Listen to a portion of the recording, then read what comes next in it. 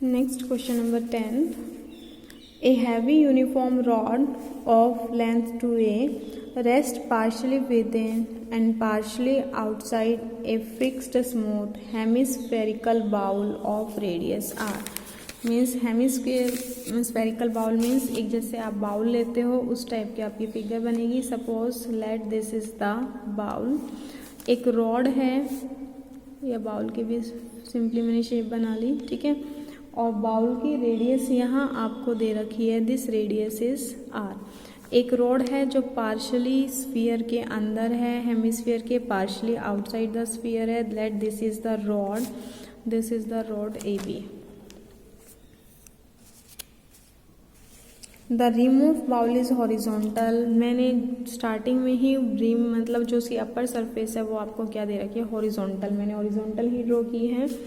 And one point of the rod is in contact with the rim. Rod का एक and क्या है, rim के कॉन्टेक्ट में है. आउटसाइड इनसाइड जो है कॉन्टेक्ट में है. देखो एक इनसाइड है और एक रिम की बाउंड्री पर है कॉन्टेक्ट में. If theta is the inclination of rod with the horizontal. ये आपको रॉड दे रखी है. रॉड का हॉरिजॉन्टल के साथ, दिस इज द रॉड का हॉरिजॉन्टल के साथ एंगल थीटा आपको दे रखा है. प्रूव दैट, आपको प्रूव करना है 2r cos 2 theta is equal to a cos theta. Means ये टर्म प्रूव करना है. Also show that greatest inclination of the rod that can thus rest is. Means आपको वो बताना है कि बड़े से बड़ा एंगल कि जिससे कि रॉड रेस्ट में रह सके वो ये एंगल है. इससे बड़ा अगर एंगल मैंने कर दिया तो रॉड जो है रेस्ट में नहीं रहेगी, वो अनस्टेबल हो जाएगी. ये आपको शो करना है कि greatest angle should be this. तो करते हैं. देखो सबसे बड़ा फैक्टर है कि आपको अगर फोर्सेस ड्रॉ करने आ गए तो कोई प्रॉब्लम नहीं होगी. ड्रॉ करते हैं. देखो सबसे पहले बात कि यहाँ पॉइंट एंड पॉइंट हेमिस्फीयर के अंदर है. एक रिएक्शन आएगी. रिएक्शन आपको पता है किससे पास करेगी, सेंटर से पास करेगी. Late this is the reaction R1. दूसरा एक एंड पॉइंट यहाँ कॉन्टेक्ट में है. यहाँ पर भी एक रिएक्शन आएगी, लेकिन रिएक्शन आएगी perpendicular to the rod. Rod के कॉन्टेक्ट में है ये वाला पॉइंट. तो एक ऐसी रिएक्शन मान लेते हैं जो इस रोड के कॉन्टेक्ट में हो. मीन्स ये रिएक्शन आ गई. This reaction is R2. इस पॉइंट पर एक रिएक्शन ये थी आपकी R1. ठीक है. This is the point O. तीसरा हम क्या लेते हैं, weight of the road. Weight of the road vertically downward act करता है, तो इसी से पास करता हुआ एक वर्टिकली डाउनवर्ड लाइन बना लेते हैं. This is the weight act vertically downward. Rod को जहाँ इंटरसेक्ट करेगी, let G is the mid point of rod AB. This is the centre of gravity. ठीक है. तो स्टूडेंट अब जो आपको मेन चीज़ ध्यान रखनी है वो यहाँ ध्यान रखनी है. क्या ध्यान रखनी है कि जो ये पॉइंट ऑफ इंटरसेक्शन आएगा, अगर मैं इस हेमिस्फीयर को कंप्लीट करके स्फीयर बना लूँ तो जो ये पॉइंट आएगा वो इस स्फीयर की बाउंड्री पर आएगा. ऐसा मैं देखो स्टेटमेंट में ऐसा नहीं बोला है, लेकिन जो ये ज्योमेट्रिकली कंडीशंस आपको दे रखी हैं, ज्योमेट्रिकली कंडीशंस का मतलब आपके पास ये reaction perpendicular to the rod है, वो ओनली तब भी पॉसिबल है जब आपके पास ये स्फीयर पर इंटरसेक्ट करें. अगर ये स्फीयर पर इंटरसेक्ट नहीं करेगा तो उस केस में आपके पास जो ये दे रखी है ये रिएक्शन रोड पर परपेंडिकुलर नहीं बनेगी. ठीक है. तो स्टूडेंट्स इस चीज़ के बारे में आप सोचना कि ये मैंने जो पॉइंट ऑफ इंटरसेक्शन है रिंग पर ही क्यों लिया है. वो ज्योमेट्री का रिजल्ट मुझे आप सॉल्व करके बताना. हालांकि पेपर में आपको करके दिखाने की ज़रूरत नहीं है, लेकिन आपको पता होना चाहिए कि जो पॉइंट ऑफ इंटरसेक्शन है मैंने यहाँ बाउंड्री पर ही क्यों लिया है, मैंने कहीं और क्यों नहीं लिया. ठीक है. आप एक बार सोचना, नहीं तो फिर मैं आपको कल बताती हूँ. है बहुत छोटा सा रिजल्ट है. ठीक है. और एक मैं आपको और भी बता देती हूँ रिजल्ट इसमें क्या यूज़ होना है. जो रिजल्ट मैं आपसे पूछ रही हूँ कि इसमें एक रिजल्ट लगता है angle in semi circle 90 degree का आएगा. अगर मैं ये पॉइंट यहाँ नहीं लूँगी तो जो वो रिजल्ट आपने पढ़ रखा है 9th-10th क्लास में, angle in semi circle is 90 degree, वो जो है फॉल्स हो जाएगा. वो प्रूफ तभी होगा जब ये पॉइंट यहाँ आएगा. वो कैसे होगा वो आप खुद सोचना. ठीक है. प्रॉब्लम आए तो मुझे बताना. तो ये आपका यहाँ इंटरसेक्ट करेगा. उसके बाद तो सिंपल है थ्योरम, कोई प्रॉब्लम नहीं आएगी सॉल्व करने में. मैं आपको करवा देती हूँ. देखो ये मैंने फाइनल फिगर ड्रॉ की हुई है। ये आपके पास हेमिस्फीयर था, ये रॉड थी ए बी, ठीक है। ये आप मैंने दो रिएक्शन ली, एक सेंटर से पास कर रही है R1, ये रॉड पर परपेंडिकुलर R2, ये वेट वर्टिकली डाउनवर्ड एक्ट कर रहा है।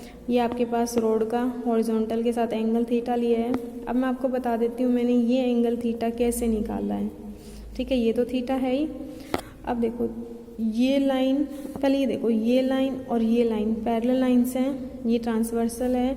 तो ये जो एंगल मैंने ड्रॉ कर रखा है, this angle is equal to this angle, alternate angle, ये थीटा, तो ये एंगल भी आपका थीटा हो जाएगा, ठीक है। अब ये वाली ट्रायंगल देखो, ये वाली एक इस लाइन को मैं ऐसे ज्वाइन कर देती हूँ।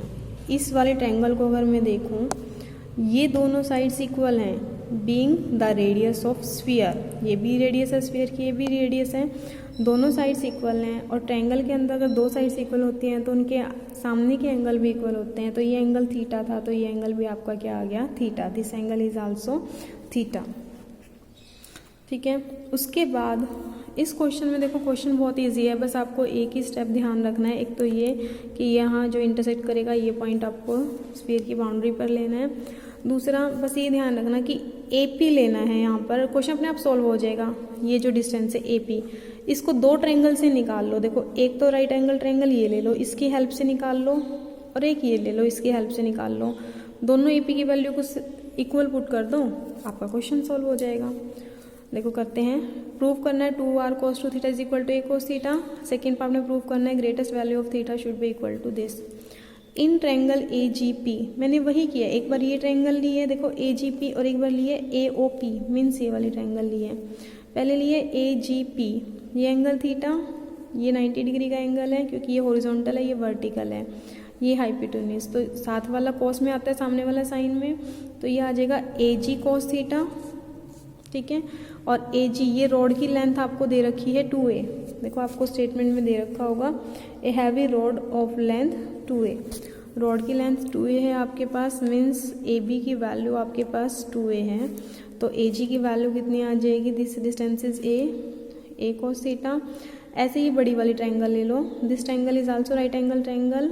यहाँ ये डिस्टेंस कितना, ये एंगल 2 थीटा बनेगा, तो वही ये हाइपोटेन्यूज है, इसके साथ वाला कॉस में आ जाएगा। तो AP will be AO cos 2 theta, और AO ये क्या दे रखिए, diameter, this is the radius, this is again radius, दोनों को कंबाइन करोगे 2r, AP is 2r cos 2 theta.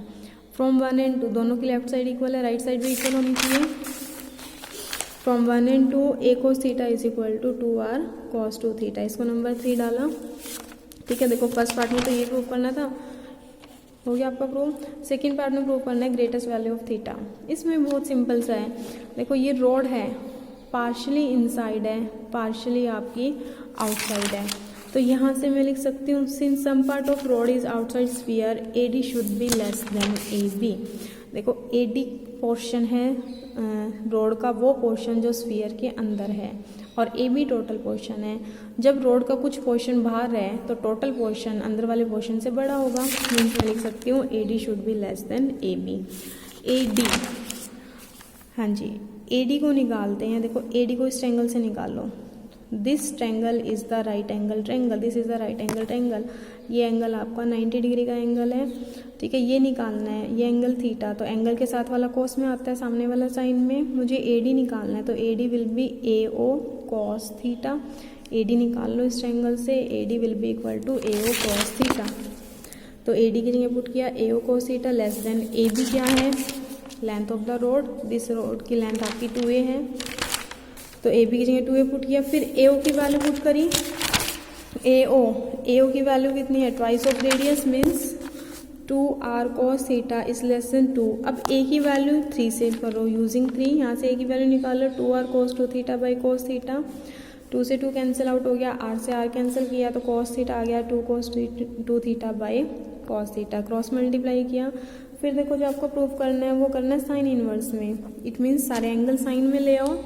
cos square theta को पुट किया 1 minus sine square theta, 2 cos 2 theta को पुट किया 1 माइनस 2 साइन स्क्वायर थीटा, ठीक है। यहाँ से अंदर मल्टीप्लाई किया, साइन स्क्वायर थीटा वाली टर्म इकट्ठी की, यहाँ से आ गया sine theta is less than 1/√3 mean theta should be less then this.